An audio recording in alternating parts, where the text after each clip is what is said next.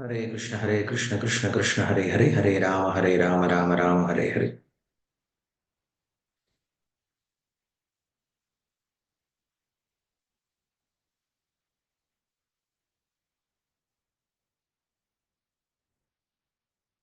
ओम पार्थाय प्रतिबोधितां भगवता नारायणेन स्वयं व्यासेन ग्रथितां पुराणमुनिना मध्ये महाभारतम् अद्वैतामृतवर्षिणीं भगवतीम् अष्टादशाध्यायिनीम् अम्बत्वानुसन्ददामि भगवद्गीते भवद्वेषिणीम्। हरे कृष्ण। இன்று கீதா ஜெயந்தி. கீதா ஜெயந்தி என்றால் கிருஷ்ணர் அர்ஜுனனுக்கு குருக்ஷேத்திரத்தில் பகவத்கீதை உபதேசம் செய்தனர். இந்த தினமன்று பகவத்கீதையினுடைய பெருமையை சொல்லக்கூடிய இந்த ஸ்லோகங்களை நாம் பார்க்க ஆரம்பிக்கலாம். இது கீதா தியானம் அப்படிங்கிற ஒரு அழகிய பாடல். இது ஆதிசங்கர் இயற்றிய விஷயம். ஹரே கிருஷ்ண கிருஷ்ண கிருஷ்ண ஹரே ஹரே ஹரே ராம ராம ராம ஹரே ஹரே. நான் பேசுறதா கிளியரா கேட்குது இல்லையா? வாய்ஸ் லோவா இருக்குன்னு சொல்லி கேட்குறாங்க. ஓகே,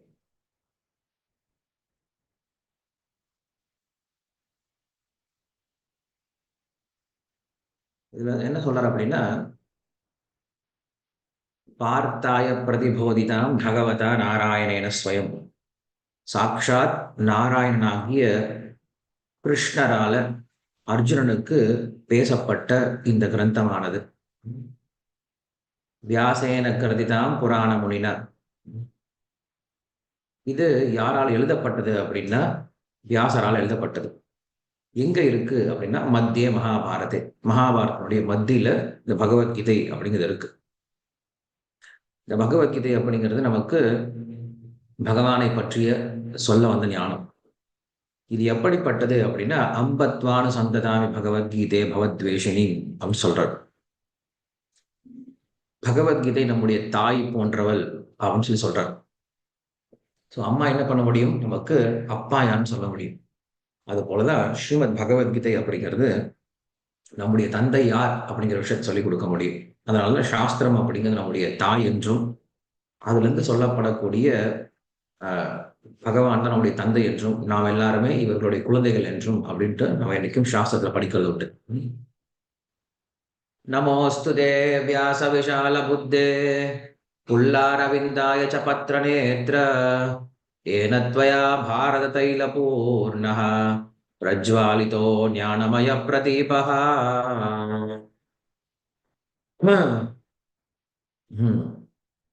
அதே போல இங்க சொல்றார், நமோஸ்துதே வியாச விஷால புத்தேகே சொல்றார். வியாசருக்கு நமஸ்காரங்கள். என்ன காரணம்? விஷால புத்தம், விஷால புத்தி இருக்கு. விஷால புத்தம் பரந்த புத்தி இருக்குன்னு சொல்லி சொல்றார். அகண்ட புத்தின்னு சொல்லி சொல்றோம் இல்லையா? அது போல என்ன காரணம் அப்படின்னா, அவர் வேதங்கள் என்ன பண்றார்? தொகுத்து கொடுக்கிறார். ஸோ வேதங்கள் அப்படிங்கிறது பறந்து விரிந்து இருக்கும். அந்த எல்லா வேதங்களையும் தன்னுடைய மனதில் நிலைநிறுத்தி அர்த்தங்களை புரிஞ்சு அதை எந்த இடத்துக்கு எதை கொண்டு போய் சேர்க்கணும் அப்படிங்கிற விஷயம் தெரிஞ்சு என்ன பண்ணியிருக்காரு? இந்த வேதத்தை பிரிச்சு கொடுத்ததுனால இந்த வேத வியாசர் என்ன பண்றாரு? இங்க புகழ்ந்து பேசுறாரு. விஷால புத்தி உடையவர் வியாசர் அப்படின்னு சொல்லி சொல்றார். என்ன பண்ணியிருக்காரு அவரு? புல்லாரவிந்தாயற்ற பத்ரநேத்திர. அரவிந்த பத்திரம் அப்படின்னா, அரவிந்தம் அப்படின்னா தாமரை. தாமரை இதழ்கள் எப்படி நீண்டு இருக்குமோ அது போல அவருடைய கண்களும் நீண்டு இருக்கு அப்படின்னு சொல்றார். ஏனத்வயா பாரத தைல பூர்ணக பிரஜ்வாலிதோ ஞானமய பிரதீபா. என்ன பண்ணாரு? இந்த பாரதம் அப்படின்ற ஒரு தைலம், ஒரு எண்ணெயை விட்டு என்ன பண்ணியிருக்காரு அப்படின்னா ஞானம் அப்படிங்கிற தீபத்தை ஏற்றி இருக்காராம். தீபம் தான் என்னது? பகவத்கீதை. பகவத்கீதை அப்படிங்கிறத மகாபாரதனுடைய பிரயோஜனமே. பகவத்கீதை இல்லை அப்படின்னா மகாபாரதம் இருந்தும் பிரயோஜனம் கிடையாது. ஸோ பகவத்கீதை படிக்கல அப்படின்னா மகாபாரதம் படிச்சும் பிரயோஜனம் இல்லை. ஆக இந்த மகாபாரதம் அப்படின்ற எவ்வளவு பெரிய கிரந்தத்தை ஏன் எழுதினார் அப்படின்னா இந்த பகவத்கீதையை கொடுக்கறது தானே. அதுக்கப்புறம் சொல்றார், பிரபன்ன பாரிஜாதாய ஸ்தோத்ர வேத்ரைகபானயே ஞானமுத்ராய கிருஷ்ணாய கீதா. ஹரே கிருஷ்ண. கீதாமிருத துஹே நமஹ. அதுக்கப்புறம் அவர் கிருஷ்ணரை பார்த்து இப்ப என்ன பண்றாருன்னா வழிபட ஆரம்பிக்கிறாரு. பிரபன்ன பாரிஜாதாய தோத்திரவேத்திரைக்க பானையே ஞானமுத்ராய கிருஷ்ணாய கீதாமிருத துஹே நமஹ. கீதாமிருதம் அப்படிங்கிற இந்த அமிர்தத்தை கொடுத்திருக்காராம். யாருக்கு? நம்ம எல்லாரும் கொடுத்திருக்காராம். ஞானமுத்ராய கிருஷ்ணாய, ஞான முத்திரை பகவான் இப்படி ஞான முத்திரை வச்சிட்டு இருக்காராம் கையில.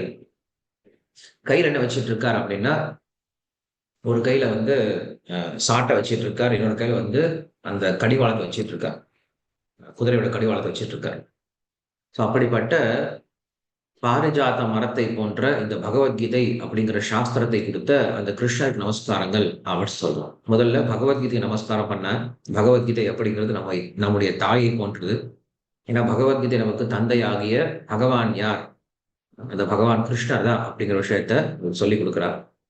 அதன் பிறகு இந்த பகவத்கீதையை கொடுத்த வியாசர், அவருடைய புத்தி எப்படி இருக்கு? ரொம்ப பரந்த புத்தியா இருக்கு. ஏன்னா அவர் ரொம்ப எளிமையா வாழ்ந்தார். ஆனா உயர்ந்த விஷயத்தை அவர் கொடுத்துட்டு போயிருக்கார். இதுதான் பரந்த புத்தி அப்படின்னா. பரந்த புத்தி அப்படின்னா தனக்காக அவங்க பெருசா உழைக்க மாட்டாங்க. ஆனா மற்றவருடைய நன்மைக்காக என்ன பண்ணுவாங்க? ரொம்ப கஷ்டப்பட்டு நிறைய காரியங்கள், ரொம்ப முயற்சிகள் எடுப்பாங்க. அவர் என்ன பண்ணியிருக்கார்? வியாசர் தன்னுடைய வாழ்க்கையை முன்னேற்றுவதற்காக பெரிய காரியங்கள்லாம் பண்ணிக்கல. ஆனா என்ன பண்ணியிருக்காரு அப்படின்னா, நம்முடைய வாழ்க்கையை முன்னேற்றுவதற்காக இந்த பகவத்கீதை, முதல்ல மகாபாரதம் அப்படிங்கிற விஷயத்தை கொடுத்துட்டு அதுல இருந்து பகவத்கீதை கொடுத்திருக்கார். அதுக்கப்புறம் கிருஷ்ணரை புகழ்ந்து பேசினார். கிருஷ்ணர் எப்படி இருக்கார் அப்படின்னா, அந்த குருக்ஷேத்திர போர்க்களத்துல எப்படி ரதத்தை நடத்தினார் அப்படின்ற விஷயத்த சொல்றார். அப்படி நடத்தக்கூடிய கிருஷ்ணர் ரதத்தை மட்டும் நடத்தல, அங்க போரை உண்டுபடுத்தல. அந்த போர் மூலியமாக நமக்கு ஒரு ரத்தத்தை கொடுத்திருக்கார். இவ்வளவு பெரிய ஞானத்தை கொடுத்திருக்கார். பகவத்கீதை அப்படிங்கிற ஞானத்தை கொடுத்திருக்கார். இந்த அமிர்தத்தை கொடுத்திருக்கான்னு சொல்லி சொல்றார். சரி, இந்த பகவத்கீதை எப்படிப்பட்டது அப்படின்னு மறுபடியும் சொல்ல ஆரம்பிக்கிறார். சர்வோபனிஷதோ காவஹ தோக்தா கோபாலநந்தனஹ பார்த்தோ வத்சசுதீர் போக்தா துக்தம் கீதாமிருதம் மகத். சர்வோபனிஷதோ காவஹ, எல்லா உபனிஷத்துக்களையும் ஒரு பசுவாக மாற்றி, தோக்தா கோபாலநந்தனஹ, அந்த பசுவிடம் பாலை கறப்பவனாக சாக்ஷாத் கிருஷ்ணரே, இடையனாகிய கிருஷ்ணரே இருந்து, பார்த்தோ வச்ச சுதீர் போக்தா, அந்த பசுவிடமிருந்து பாலை கறக்க கன்றுக்குட்டியாக அர்ஜுனனை ஒரு வியாஜமாக வைத்து, துக்தம் கீதாமிருதம் மகத்து, இந்த பகவத்கீதை அப்படிங்கிற இந்த அமிர்தத்தை போன்ற பாலை பகவான் கிருஷ்ணர் கறந்து எடுக்கிறாராம்.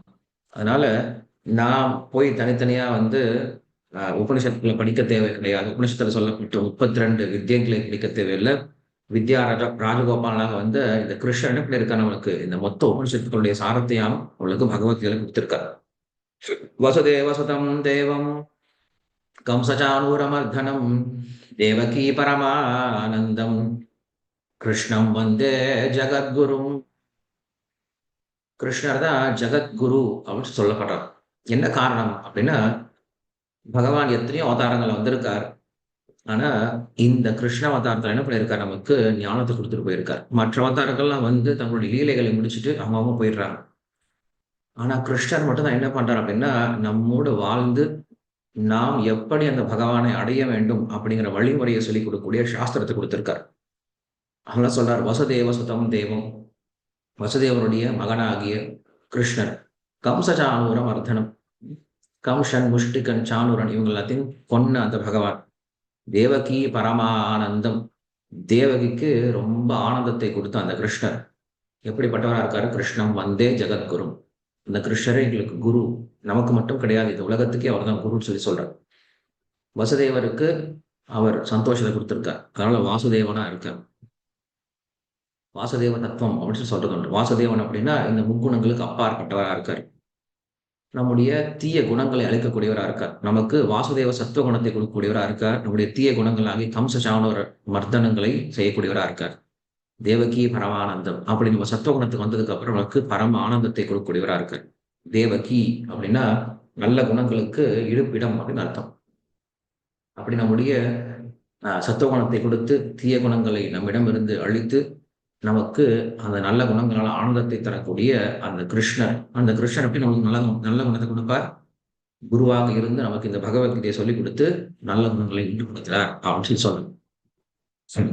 பீஷ்மத்ரோண தடாகயத்ர ஜதலா காந்தார நீலோத்பலா शल्यग्राहवधीर्वेणमहनी कर्णेन वेलाकुला अश्वत्थाम विकर्ण घोरमकरा दुर्योधनावर्तिनी श्रोतिर्खलु पाण्डवैरननी कैवर्तकत्केशवः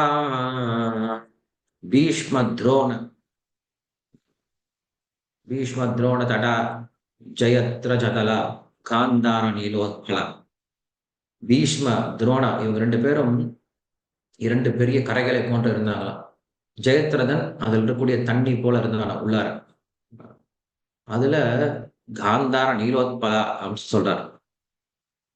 காந்தார மன்னன் சகுனி எப்படி இருந்தா அப்படின்னா உள்ள இருக்கக்கூடிய ஒரு நீல நிற தாமரையை போல இருந்தானா. அதுல சல்ய அப்படின்ற சல்ய கிராகவதி அப்படின்னா சல்ய மகாராஜா எப்படி இருந்தா அப்படின்னா அதுல இருக்கக்கூடிய ஒரு முதலையை போல இருந்தானா. கிருப்பர் அதுல வரக்கூடிய பெரிய அலைகளை போல இருந்தாராம். கர்ணன் அப்படின்றவன் பெரிய பெரிய அலைகளை போல வந்தானாம். அஸ்வத்தாம விகர்ண அவங்க எல்லாம் எப்படி இருந்தாங்கன்னா அதுக்குள்ள இருக்கக்கூடிய பெரிய பெரிய திமிங்கலத்தை போல இருந்தாங்களாம். துரியோதனன் எப்படி இருந்தான் அப்படின்னா அது இருக்கக்கூடிய நீர் என்ன சொல்றது சுழற்சி சுழல் சொல்றோம் இல்லையா, தண்ணியில வரக்கூடிய சுழல் போல இருந்தானா. ஆனா இப்படிப்பட்ட இந்த ஒரு பெரிய கடலை தாண்டுவதற்கு உதவிகரமா கிருஷ்ணர் இருந்தார் அப்படின்னு சொல்றார். இதை பாண்டவர்கள் என்ன பண்ணாங்க, இந்த பெரிய ஒரு கடலை இல்லை இந்த ஒரு பெரிய நதியை என்ன பண்ணாங்க, ரொம்ப எளிமையா தாண்டிட்டாங்க. காரணம் என்னது, கிருஷ்ணன் உதவி இருந்தார், தாண்ட முடிஞ்சது.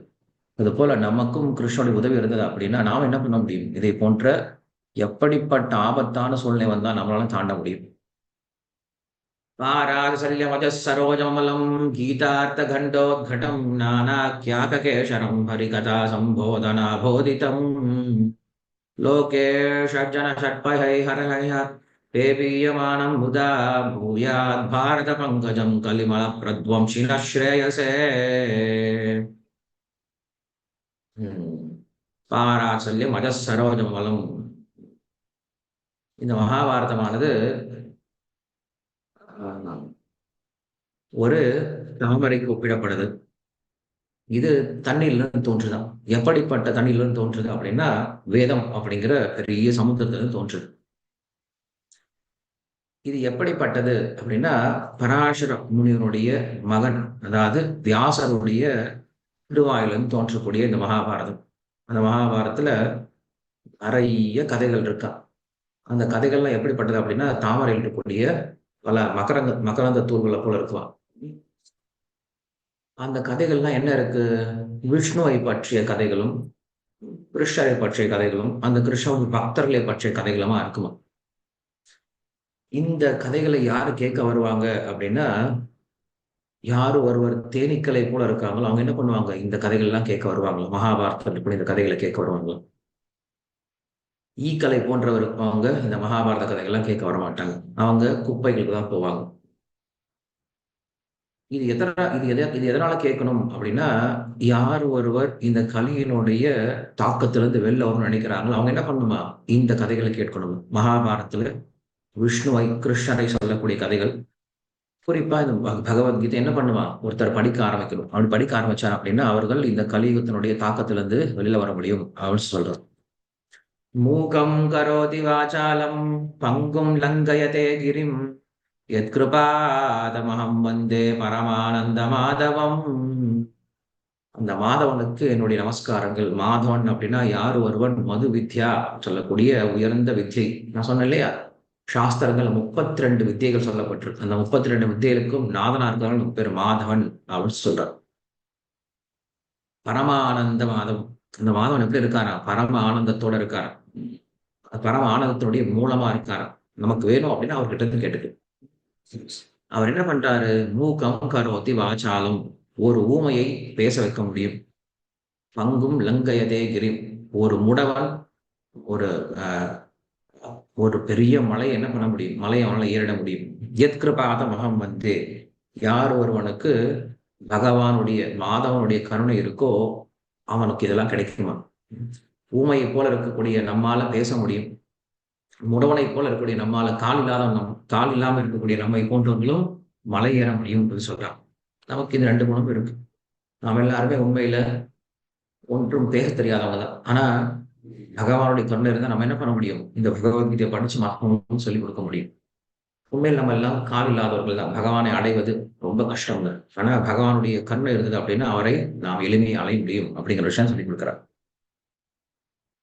யம் பிரம்மா வருணேந்திர ருத்ரமருதः स्तुन्वन्ति दिव्यैस्तवैः वेदैश्चाङ्ग्रमदमोपनिषदैः गायन्ति यं सामगाः ध्यानावस्थिततद्गतेन मनसा पश्यन्ति यं योगिनः यस्यान्तं न विदुः सुरासुरगणाः देवाय तस्मै नमः. இங்க எம் பிரம்மா, வருண, இந்திர, ருத்ர, வாயு இப்படி எல்லாருக்கும் என்னுடைய நமஸ்காரங்கள்.